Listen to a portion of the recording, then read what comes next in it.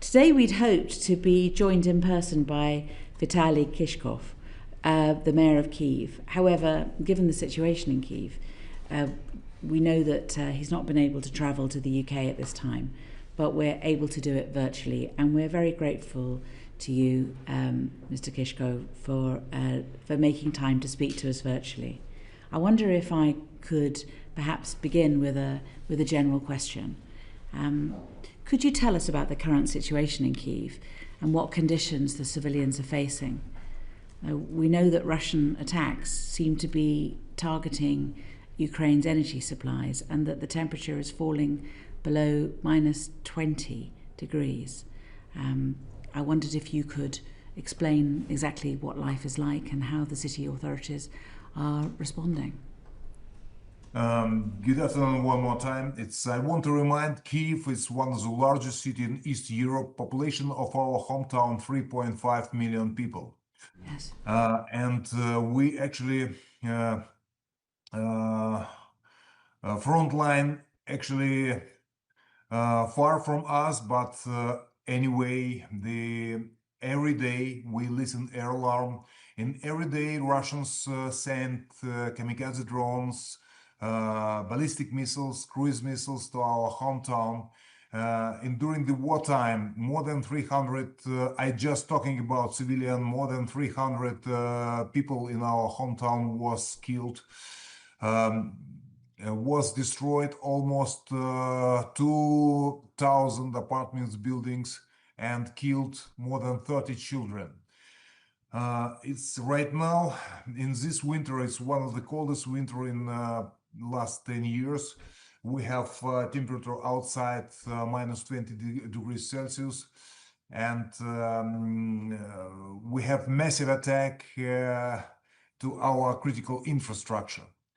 Putin announced always the main target military forces. A long time, I think Putin declared one things and do it totally different. Where is the reason to destroy life of civilians, to destroy life of peaceful city? I find explanation. Main point to bring society to depressive mood. Yeah. To destroy it will to defend our home country and to destroy resistance of Ukrainians. And very critical situation. I want to say thank you very much to everyone who helped Ukraine during the war, because from your support depends a lot. It's not secret, from beginning the war, world experts give to us couple of days, maybe couple of weeks. Yeah, well, you showed them. Fighting against one of the strongest and biggest army, Russian army. We actually successfully defending our homeland already 4 years. Yes. It's a difficult fight. This fight is no rules. This fight it's genocide, because I was every month I visiting our military forces in the front line. The front line is more than 1,500 kilometers, and east of Ukraine totally destroyed the cities, destroyed the villages, destroyed a big part of our homeland. And but anyway, the main goal for Putin, Kyiv and whole Ukraine. And if I saw the everything what did Putin, I have just one explanation. Putin need property. Us Ukrainians, he don't need. And that's why right now the main goal to bring the society in depressive mood in our hometown, everyone have to left and make him Ukraine empty, and make him easy way, not just to Kyiv. I want to remind, in sick vision of Putin, his goal to rebuild Soviet empire. It's mean Baltic countries, it's mean Poland, Czechoslovakia, Slovakia and Czech Republic. And I spent big part of my life in Germany. I want to remind Germans, in Putin's sick vision, part of Germany belonged to Russian Empire also, where Putin working years long as KGB agent. And that's why it's not just our war. It's war for values, as the principles, and for our homeland, and not just for our homeland. It's also for whole Europe, because it's also not secret Ukraine, largest country in Europe, and from stability in Ukraine depends stability in whole region. Yes. And that's why I'm sorry, I have to be in London today, but to left the city when the people need services, where the freezing cold, where is every second Russian missiles can attack our hometown. It will be not right to be somewhere outside. It's very important for me as mayor to be present in my hometown, and that's why I want to say sorry. I will be very happy to spend time and talk to you directly without internet, offline, but I have to stay in Kyiv. Of course. Of course you do. Of course you do. And I certainly remember that during the Second World War, when London was being so badly bombed, the Londoners really appreciated the fact that the royal family stayed in London and suffered in the same way that Londoners did. And the Queen Mother said, how could she possibly leave London given everything that the East End was going through? It's a very hard time. Can I ask you, is there any justification for bombarding Kyiv? Are there any military targets that could be used as justification for bombing the city of 3.5 million people? Main target, every one of us. Yes. All the Ukrainians. But easiest way to make city, to put city in the blackout, no water, no electricity, no heating. We fighting to surviving.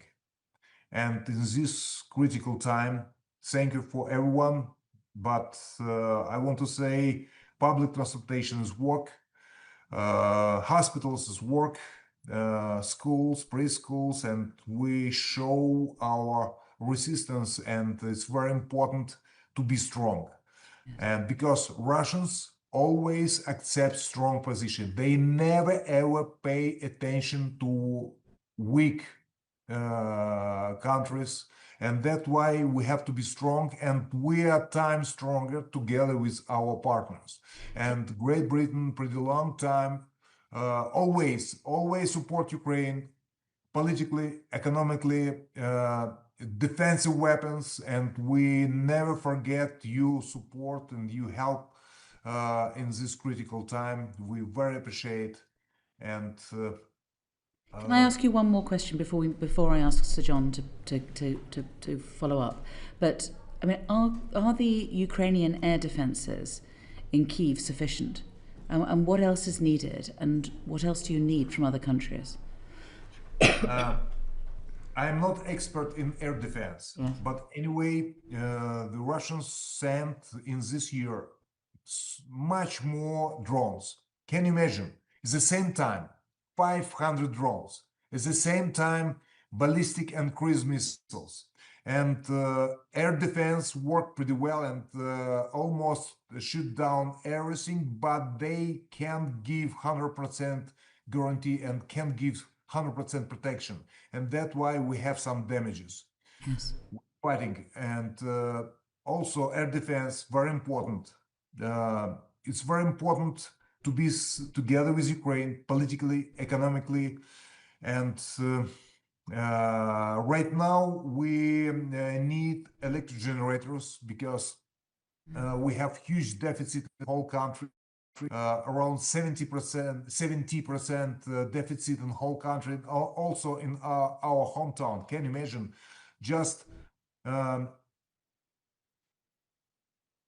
3, 4 hours per day with electricity. Yeah. And after that, sorry, we can't give to everyone because it's a huge deficit. Yeah. Big deficit. And yeah, it's thank you. We receive a lot of generators, but we need more. You need more. Can I go to Sir John? Thank you. Mr. Klitschko, it's very good to see you. And can I say how much we admire you and the people of Kyiv for your extraordinary resilience. About 4 weeks ago, you suggested that people who could leave Kyiv should do so. Is that still the position? How many people have left? And does it make it harder to look after and support, let's say, the very elderly who may not be able to leave if the sort of more mobile people are leaving the city? Believe me, for me as mayor, it's very difficult to say to people left the city. But my message exactly, if you have somewhere in the region, the Kyiv region, houses by friends, relatives, some people where you have basic services, heating and water, please use this chance and to have some place for temporary place for this very cold period of time when we're not available to give the service to everyone. First of all, it's make our life much easier, to make less pressure to our infrastructure. For one point, a lot of people listened that and moved. I want to say the Kyiv before the war, 3.8 million people, right now 3.5 million people, around 600,000 refugees from east and west, east and south of Ukraine. Why they come to Kyiv? First of all, safety is main priority. Kyiv protected from air defense better than another city. And for safety reason, people come into Kyiv. Second point, we provide the best services, medical care, education. It's whole spectrum of services is also very important. And the main point also, jobs. We produce the jobs. People need jobs. And some people, if I ask to leave the city, they listen me. Big part of people who have a chance, they move. But anyway, we see the traffic with our cell phones. They spending during the night with the family outside of the city, but during the day they coming back because they need to work. Jobs, it's very important. And that's why the numbers during the day is 3.5 million. During the night, 500,000 less than during the day. Can I also ask you, President Zelensky has been critical of the city administration in terms of resilience. But I think you've said that you have not spoken to him directly for something like 4 years. Is that still the case? And how do you respond?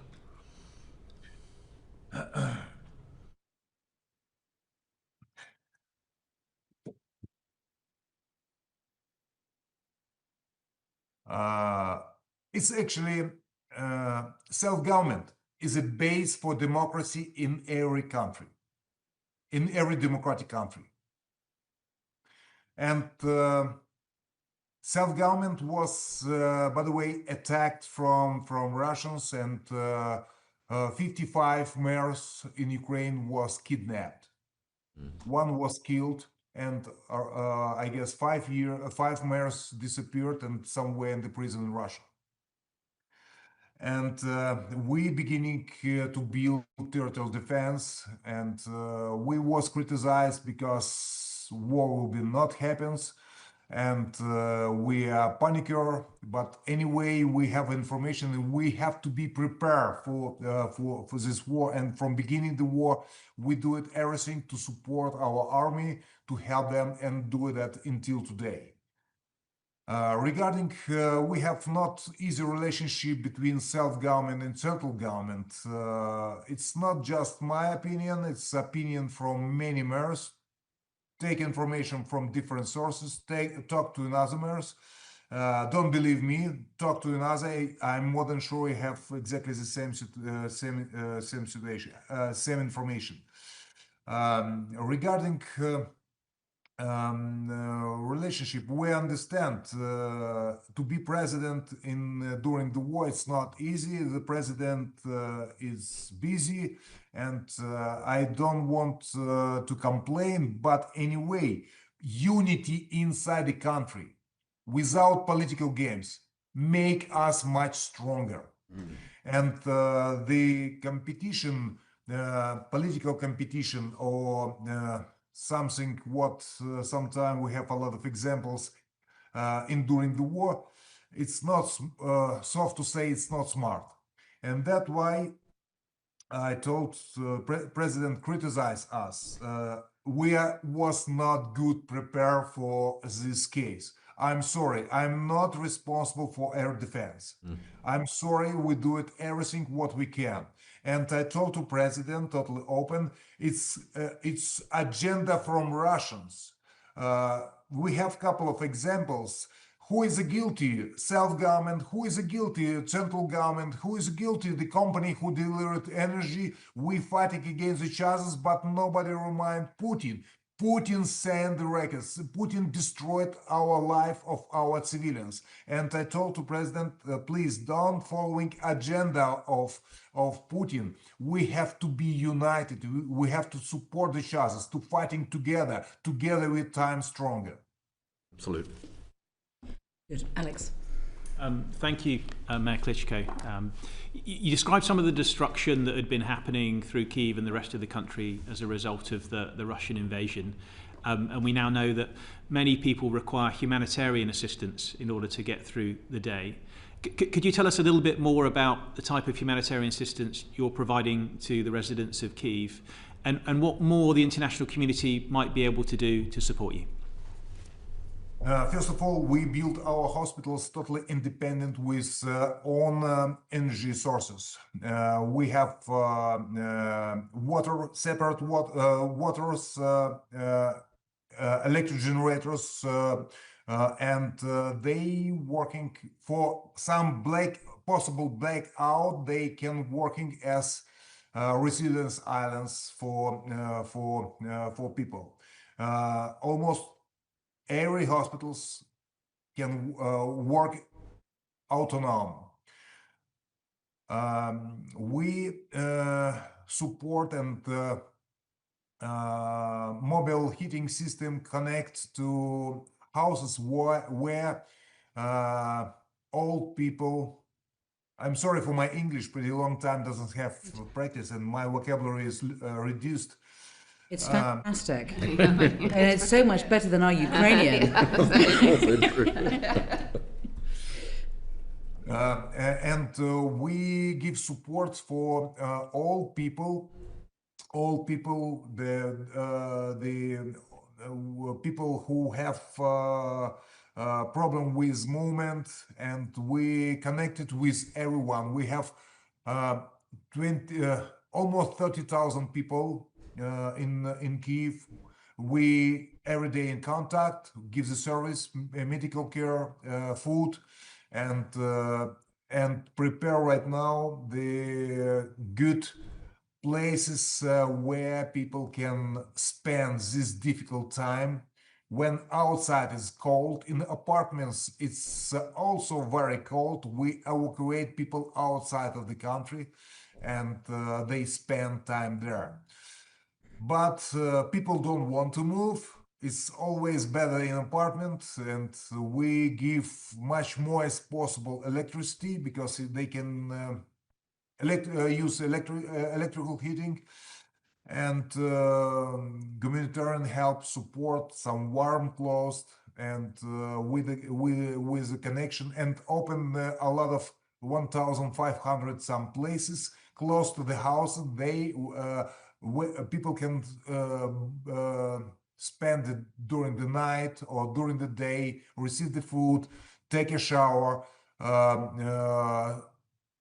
drinks, and in every points the temperature is around 20 Celsius degrees, is pretty warm, and that's why nobody died from cold in our hometown. Nobody we care about that. It's difficult situation. It's very difficult. It's our all municipalities, our municipal enterprises working pretty hard to support everyone. And if you could ask for one thing from the international community in terms of humanitarian aid, what would you ask for? First of all, from air defense depend. The Russians try to bring us to blackout, totally blackout. It's everything depends from air defense. First point. The second point, we asking about electric generators, powerful electric generators, what we can connect to the buildings and give to people electricity, because Russians destroyed communication from our nuclear station to our hometown, and that's why the local energy is very important for us. Actually, we send all letters what we need to our partners and receive a lot of electric generators. It's so many electric generators right now, over 300 tons of diesel we use every day for generators is big, and right now we have to carry about every electric generators we make right now. Enterprises who actually responsible for services to every electric generators, full in services, filters, and you have to carry about everyone, and also very unusual job for us. Thank you. It's been answered. Thank It's been you. answered. Phil. Thank you. Mr. Mayor, there are more than 5 million Ukrainian refugees across Europe, including the countries you mentioned in your opening remarks, Germany, Poland, Czech Republic and elsewhere. What support do you think needs to continue to be provided by European countries for refugees in those countries as we enter the 5th full year since the full-scale invasion? Excuse me, I want to correct you, over 10 million Ukrainians right now outside of the country. We very appreciate for everyone who support our refugees. It's very important to us. Our biggest challenge, our biggest values, not the buildings, not the bridges and roads. Our biggest values are our citizens. And it's very important to bring the citizens back to our homeland when war will be stopped. But it's a difficult challenge. Everyone coming back. Peace, first point. Second point, services. And main point, job. And we also responsible for that. And main point for us and main challenge to be successful after the war. A lot of politicians talking about recovering of Ukraine, rebuild of Ukraine, Marshall Plan for Ukraine. So I guess every one of you listen that these words many times. I have a question. Some one of you read the Marshall Plan for Ukraine. Rebuild of Ukraine. It's not the buildings, it's not the rotten bridges. Rebuild of Ukraine, reform, what we have to provide of European rule of law, of European standards. And we can't make this plan without your assistance. And that's why we counting when war will be stopped. It's very important to be successful. Our success of Ukraine, the best answer for you as our partners. And also, success of Ukraine is the best answer to Putin.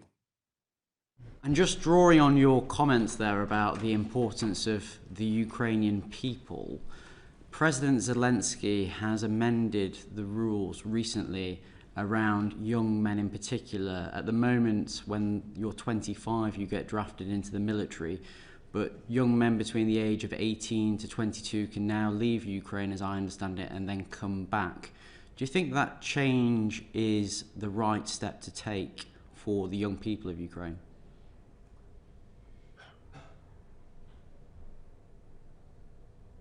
My personal opinion is it will be very difficult to bring the people back. Young people very easy integrate in society. They easily learn languages. They build the families. And for us, it will be very difficult to bring the people back to Ukraine. Can you imagine? I guess right now population in Ukraine less than 30 millions. Yeah. Just 20 years ago was double more. And the young people, we need the people who will be rebuild the country to make our economy strong. And my personal, maybe I'm wrong, but my personal opinion, to let everyone leave the country, it will be difficult to bring the people back. A big part of people, young, especially young people who left the country, I hope they're coming back, but my prediction is one third, maybe half of them stay.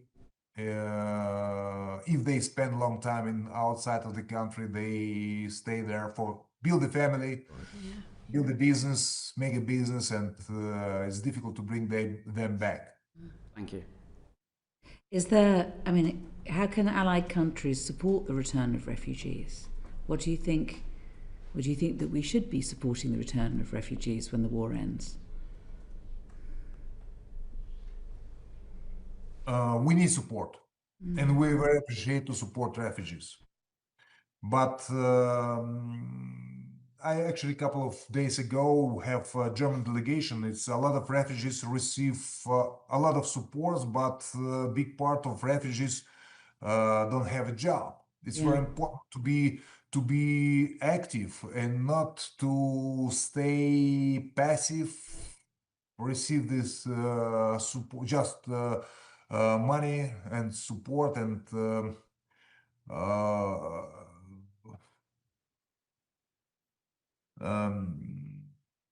to support refugees is very important, but which condition? And we asking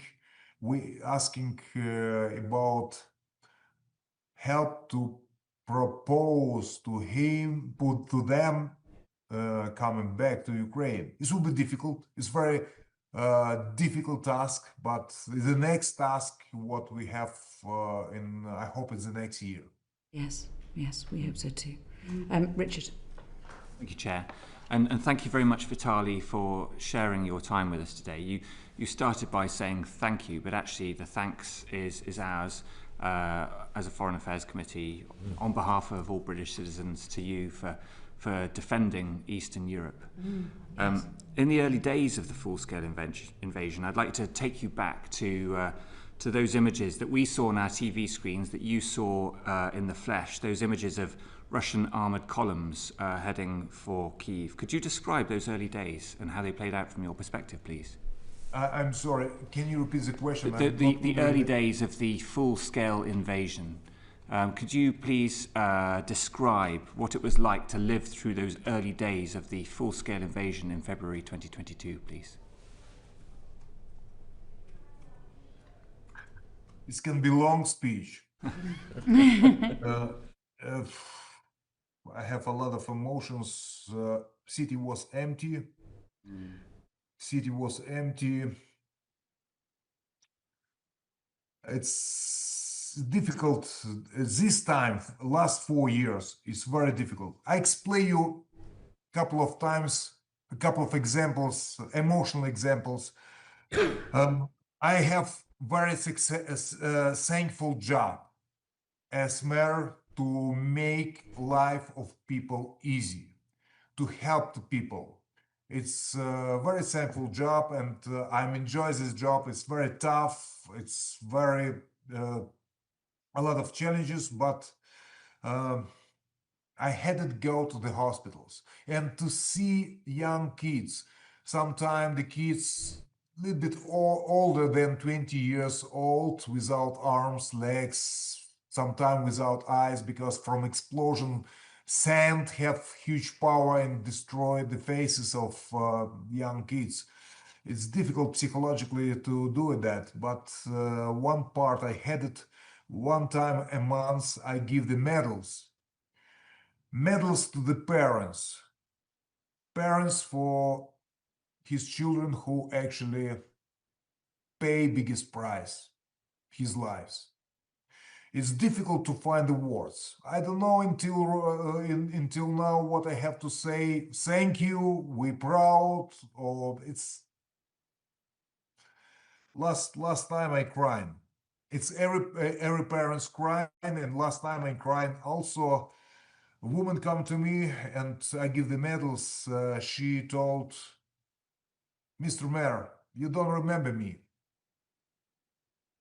I am second time. I was last year. You give already medal for my young son. This medal is for my oldest one. Oh. And I doesn't come in anymore because I don't have children anymore. She crying and I crying also together. It's difficult to explain emotion what have a people in our homeland. And everyone, if you go to the street and asking, you wish the everyone give exactly the same. Wish the war have to be stopped. We pay for our freedom biggest price, and lives of our heroes, of our children, young people, old people, our citizens, and that's why we are very thankful for support, for the help, and together we are time strong, and just together we can stop the Russians. Thank you, and it just sounds absolutely awful to have to go and see people who are resident in Kyiv in those circumstances. So our hearts are very much with you. Fleur and I visited Kyiv in 2022, and we went on a visit to Hostomel Airport, and I mean, it would be interesting for you to describe what it was like when you felt that the tide was turning around Kyiv, and when you were successfully fighting off the Russian forces and repelling them from Kyiv. Could you describe that, please? Actually, I'm right now in city council, and the airline, it was 10 kilometers. We listen explosion. Actually, city was empty. Some group of Russian was already inside the city, and everyone prepare for street fights. This was in beginning the war in 22, and almost 2,000 apartments building in this period of time was destroyed. We rebuild the buildings. We help for the people. We build rehabilitation center for military forces. We have a lot of, it's right now so many challenges. I never expect we have so big challenges, but it's very important to be strong. And strong in front line, strong inside the country, strong.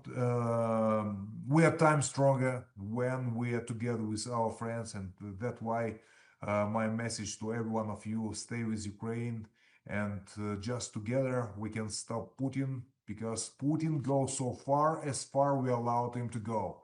And Ukraine, if we will be not successful, definitely Putin never stopped in Ukraine.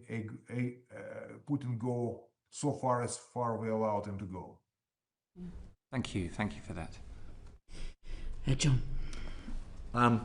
Mayor Klitschko, we know that there have been reports of attempts to assassinate the president, and I knew Andrei Parubi, the former speaker, very well, who was murdered.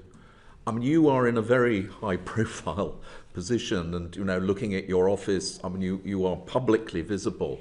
To what extent do you feel at risk, and how is that affecting your ability to run the city? I am a former officer. I spent part of my life in army, and I swore ready to give my life for my homeland, as every military. And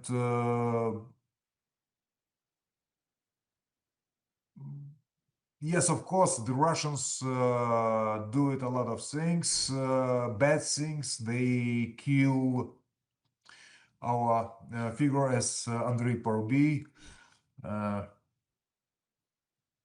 I'm strong. It's not so easy. I'm not easy target, believe me. And I spent Quite large target, if you don't mind me saying so.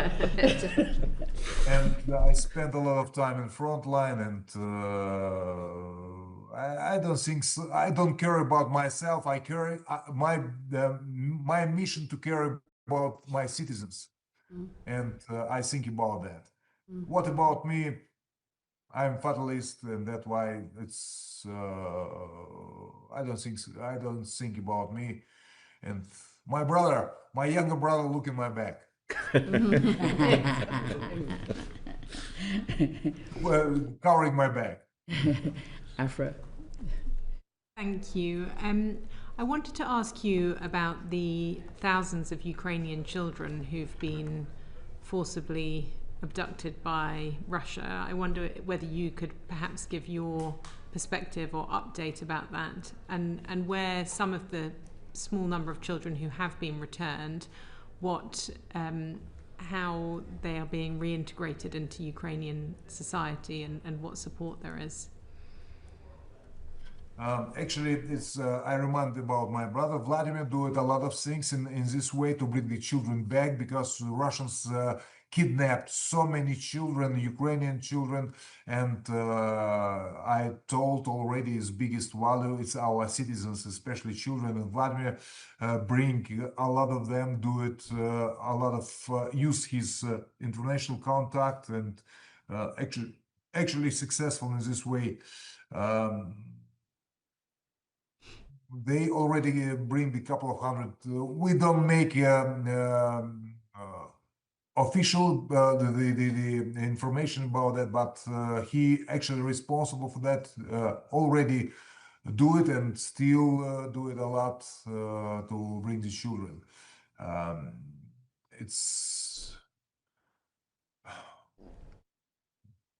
And we, as I know, we have thousands of them. They moved from Ukraine to Russia, and right now they educated with Russian narratives, and preparing them in the future fighting against Ukraine. The International Criminal Court has issued arrest warrants to Putin and also his children's commissioner, Maria Lvova-Belova. Do you think that is meaningful in any way? Do you see that being helpful, or do you feel it's just merely symbolic? I'm sorry, I'm not ready to give you a clear answer for this question, because I have not so much information about that. Sorry. No, don't worry. That's totally understandable. Is there anything that you feel that we could be doing in the UK or other allies to support the work that's being done to try to bring these children back? Yes, of course. Yes, of course. We have to do it everything what we can. First of all, to support Ukraine. Second, to make a pressure on Russia, pressure on Putin, and yes, of course, our children is our future. And we're talking about young generation. It's without children, without our citizens, is the main values what we have. Thank you. Yeah. Thank you, Chair. Can I ask you some more about justice and the crimes that are being committed now? Because as Richard mentioned, we travelled to Ukraine, to Kyiv, in the early months of the war, and even then, the desire for justice, the need for a peace to be built on justice, was being talked about a lot, and the UK government has provided support for lawyers and for support for finding out what the crimes are that are being committed now. What more could you say about what do you feel is being done now, and what more support that you can have for that aspect of the war to speak to victims, to amass the evidence, and to be able to seek justice?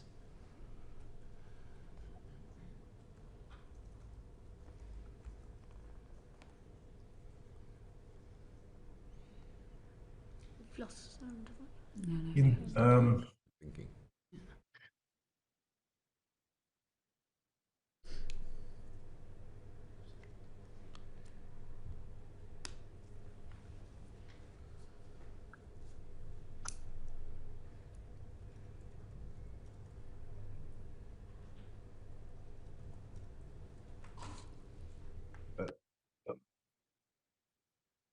I try to human rights, justice. So we can talking about that a lot and make a lot of discussion and explain our vision. And right now, during the war, it's very unusual situation, very, very unusual in any direction. Yes, of course, we have never forget what we're fighting for. We have never forget it's a reason of this senseless war. We want to be the part of European family, to build democratic country, and Putin told Ukraine was always part of Russia, and they not allowed to go to European Union, and they see Ukraine as part of Russian Empire. And but anyway, justice play in any democratic country, justice main point. And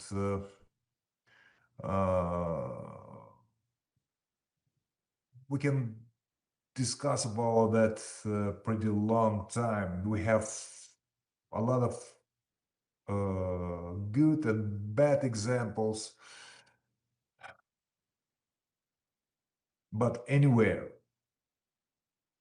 rule of law in Ukraine have main priority. We have to stop this war, and the justice for Ukrainian people mean a lot. And I was part of Revolution of Dignity 10 years ago, 2013-14, and the justice and rule of law was very important question for Ukraine, and until right now, still very important question. Yes. Thank you. I'd like to ask you about the peace talks now happening and the views of people in Kyiv and across Ukraine. So since August, there have been several rounds of peace talks bilaterally and trilaterally with the US. Can you see meaningful progress being made? Do you have hope? And what peace terms would the people of Kyiv be willing to accept? Is there unity about what people want to see from these peace talks, and how confident are you in them? Um,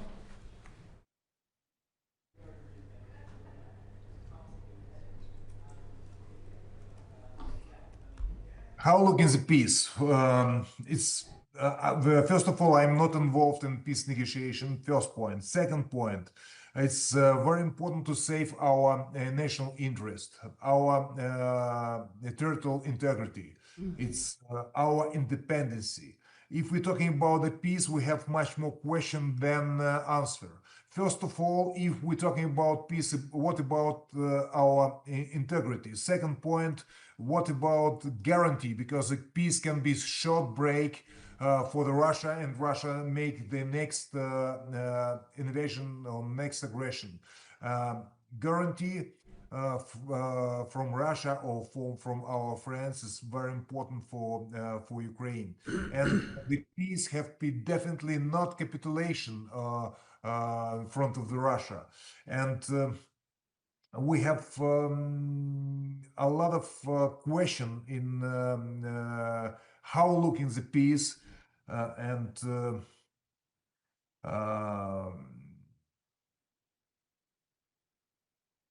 Russians told, let's find a compromise. They occupied the part of Ukraine and told the compromise to give up the territory of Ukraine, our territory, Ukrainian territory, to Russia. It will be compromise or some solution. We don't think so. And about our territorial integrity, independency, guarantee.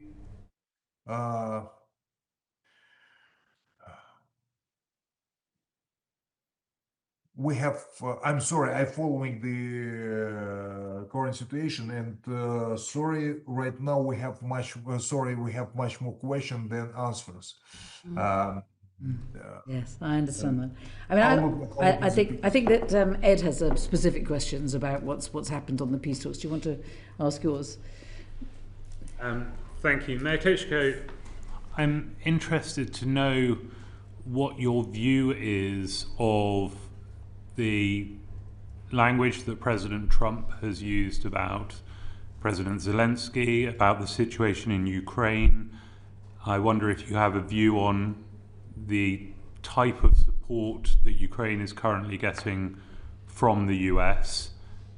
And also there has been a critical mineral deal in order to secure US continuing support of any kind. Do you have a view on US support for Ukraine? US is a very important partner. We definitely have, we need US in the Ukrainian side, and it's very important to have good relationship and understanding with President Trump and with United States. But if we're talking about minerals deal, I asking what doing American soldier in Second World War in Europe? They looking in minerals. If we're talking right now about democracy, if we're talking about values, if we're talking about geopolitically,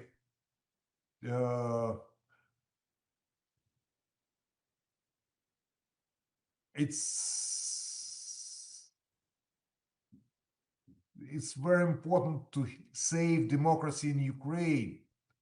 It's very important to make Europe strong, and it's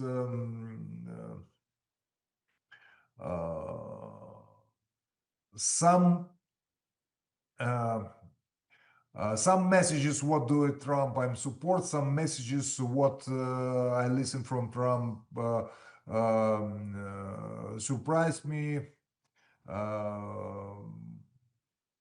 It's not easy way, but anyway, we need United States in our side, and without United States, it will be very difficult, and that's why it's critical important to personal connection, personal discussion President Trump with President Zelensky, because from his good relationship, good work depends the future of our country and the future in Europe. That's why I can't say more. Ladies and gentlemen, I want to tell I'm so sorry. I have a time pressure, and if you allow to me, I have to go. Great to talk to you. Great. I will be very happy to coming in springtime in much better condition to London and have discussion without